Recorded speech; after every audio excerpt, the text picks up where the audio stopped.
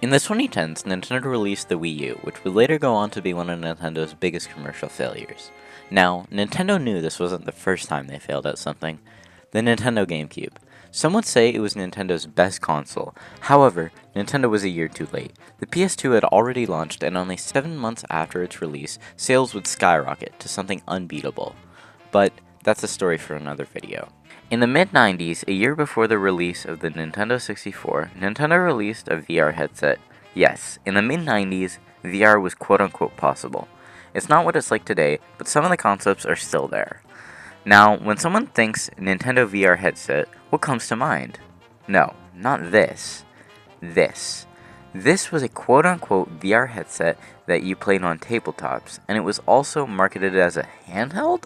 So, I guess the Switch really wasn't Nintendo's first hybrid console after all. The console was also marketed as having 3D visuals. That's right, Nintendo didn't only have one console with a 3D gimmick. But even being an innovative concept at the time, the Virtual Boy was considered a commercial failure. The Virtual Boy was created by this guy, Gunpei Yokoi, a Nintendo designer known for his work on the Game Boy.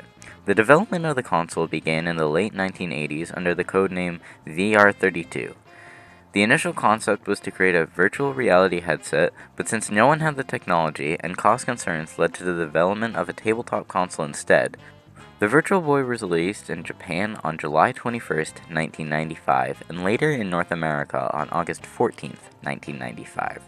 The console used a unique display that employed red LED displays, creating a 3D effect.